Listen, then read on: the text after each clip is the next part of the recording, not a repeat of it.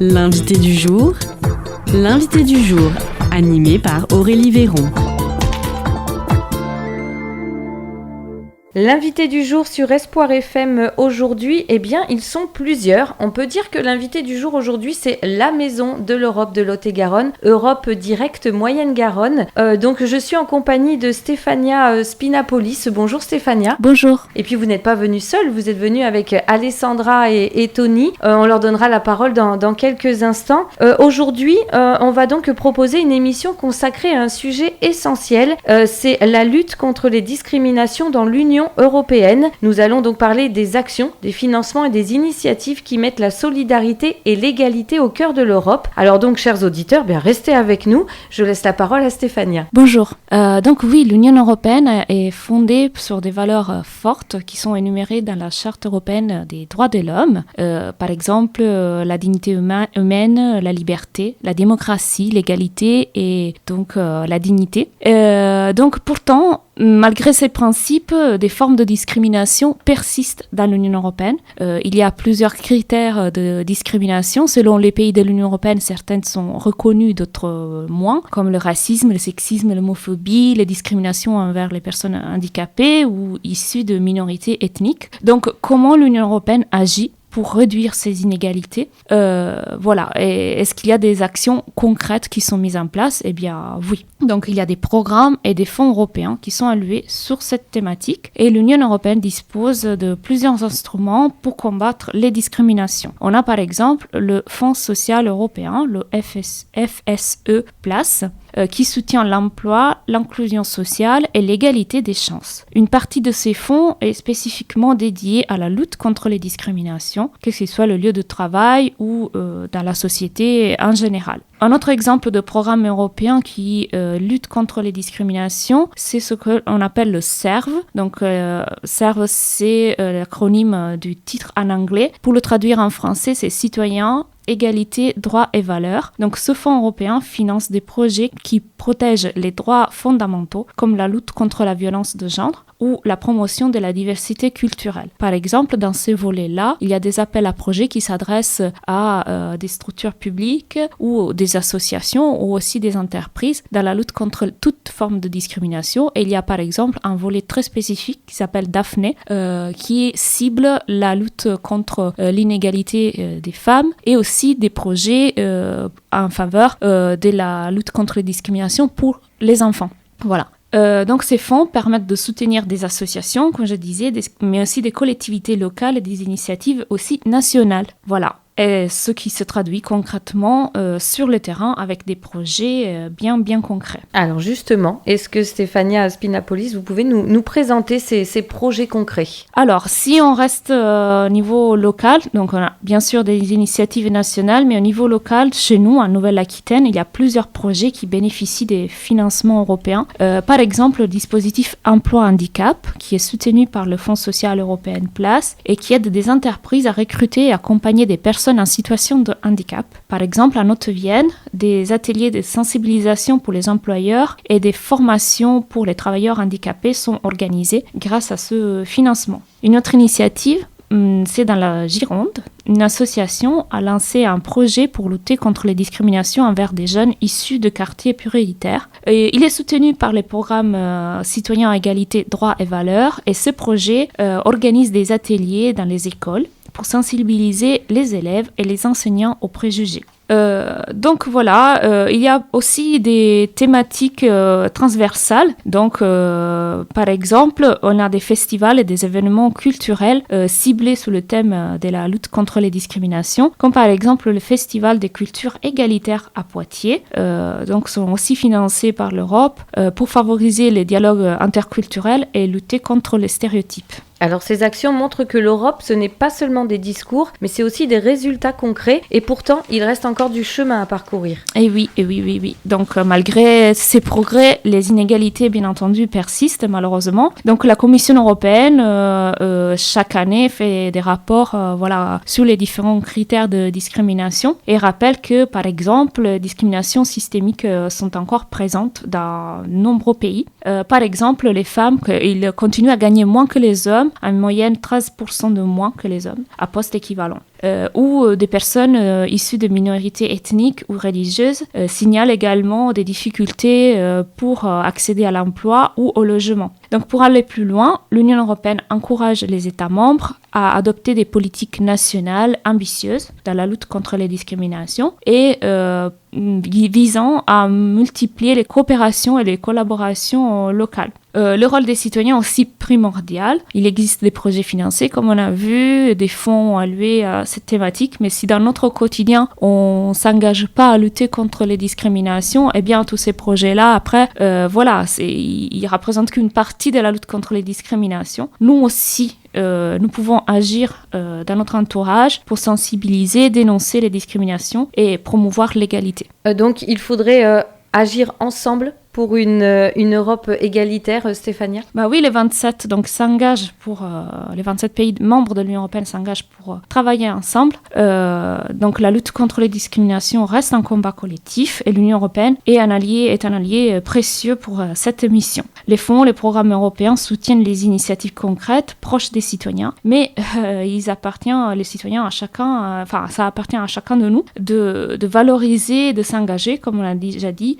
Ensemble, on peut construire une Europe plus juste, plus solidaire et plus égalitaire.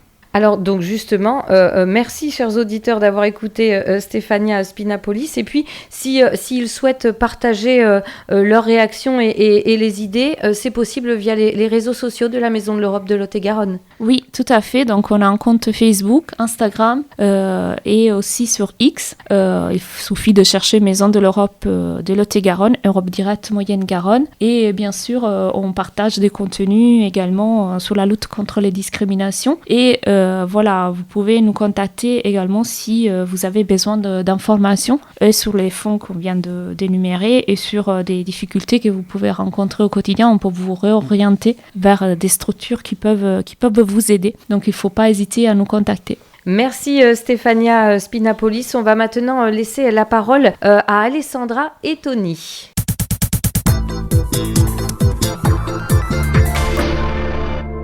Alessandra et Tony sont avec nous dans le studio d'Espoir FM. Ils sont volontaires à la Maison de l'Europe de Lot-et-Garonne, Europe Directe Moyenne-Garonne. On va maintenant parler du projet Juste. Est-ce que vous pouvez nous expliquer ce que c'est? Alors je donne la parole à Alessandra pour commencer, c'est ça? Allez, on vous écoute. Bonjour. Je suis ici aujourd'hui pour vous parler d'un projet de la Maison de l'Europe. C'est un projet qui est financé par Erasmus+, sur le thème de la lutte contre tous les types de discrimination. C'est un projet qui s'appelle Juste, Jeunes unis pour une société tolérante et égalitaire. Juste est un projet pour les jeunes entre 13 et 30 ans, dans la région de la Nouvelle-Aquitaine. Il a comme objectif de sensibiliser et renforcer l'engagement citoyen des jeunes. En effet, ce projet, il y a beaucoup des activités qui Tony parlera maintenant. Oui, en effet, bonjour à tous et à toutes. Dans le cadre du projet Juste, nous avons avec la Maison de l'Europe, Stéphania, Dominique, Alexandra et d'autres membres de la Maison de l'Europe travaillé en commun sur ce sujet-là, ce thème-là. Et concernant les activités que nous proposons à travers ce projet, ça débute d'abord par une consultation afin d'apprendre à connaître les connaissances du public sur le thème des discriminations. Ensuite, à travers ces différentes consultations, il y a dans une partie création de vidéos ou capsules de vidéos pour la prise de l'information et le partage d'expériences ou de vécu. Et surtout, il y a 3 grands ateliers, 3 grands événements qui seront organisés dans le projet, tels que la fresque européenne sur la lutte contre les formes de discrimination, afin d'explorer les connaissances du public sur ce qui existe en Europe en matière de lutte contre les formes de discrimination. Un atelier jeu d'improvisation avec des professionnels de théâtre qui permettront aux jeunes de participer à des activités en immersion et surtout ils pourront tester eux-mêmes et échanger avec des professionnels à la suite de ces ateliers. Et enfin, pour conclure et surtout pour rassembler le plus de jeunes possible, un escape game sur la lutte contre les formes de discrimination. Cela permettra à la suite de réaliser un livret citoyen qui pourra être transmis au pouvoir public, aux associations, partenaires, sur le thème de la lutte contre les formes de discrimination, avec toutes les recherches et tous les travaux qu'on a pu mener en amont avec les jeunes, donc de 13 à 30 ans, et également nos partenaires potentiels. Donc voilà, un très très beau projet. Est-ce qu'on peut s'inscrire ? Il est encore temps. Enfin, comment on fait pour participer ?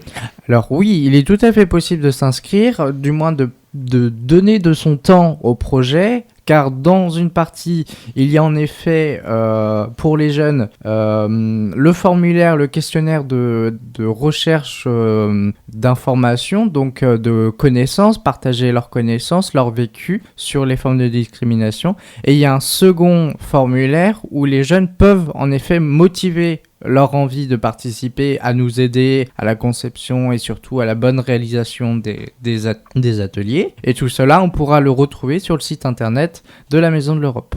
Merci Tony et merci Alessandra de nous avoir expliqué ce très beau projet, le projet Juste. On va donc terminer cette interview, cette émission, avec bien entendu un petit point sur les animations du mois de février à la Maison de l'Europe de Lot-et-Garonne, puisque bien sûr la Maison de l'Europe propose chaque mois tout un programme d'animation. Je redonne la parole à Stéphania peut-être pour vous les présenter. Oui, donc le mercredi 12 février à 16h, on organise un atelier d'information sur la mobilité à l'international. Cet atelier collectif sera en ligne de 16h à 17h et donc ça permettra aux jeunes de nous rencontrer et pouvoir échanger sur leurs projets de mobilité à l'international, avoir des informations, des renseignements et des orientations pour mettre en place leur projet. Donc l'événement est gratuit, on peut s'inscrire en envoyant un mail à animation@maisoneurope47.eu. Et ensuite, le 26 février à 18h, à la Maison de l'Europe ou en ligne, comme vous le souhaitez, vous pouvez participer à un dialogue transfrontalier avec l'Espagne. On organise donc cette rencontre avec des jeunes espagnols qui seront en direct connectés depuis leurs locaux en Espagne pour une discussion et tapas autour de la thématique des fake news, de la désinformation. Donc, ça sera l'occasion de partager l'apéro avec des jeunes espagnols et pouvoir discuter et faire des activités ludiques autour de la thématique des fake news. Il n'est pas essentiel de parler espagnol ni anglais, donc vous pouvez venir participer à cette initiative avec vos niveaux, même petits niveaux ou débutants dans les langues, puisque il y aura des personnes qui pourront traduire en même temps en espagnol et en anglais. Donc voilà, il n'y a pas de problème là-dessus. Pour s'inscrire, donc c'est gratuit. Et pour s'inscrire, il faut envoyer un mail à la Maison de l'Europe en précisant si vous venez dans les locaux de la Maison de l'Europe. Donc, dans ce cas-là, l'apéritif sera offert. Ou sinon, si vous voulez participer depuis chez vous en connexion avec un lien en visio, ça sera aussi possible.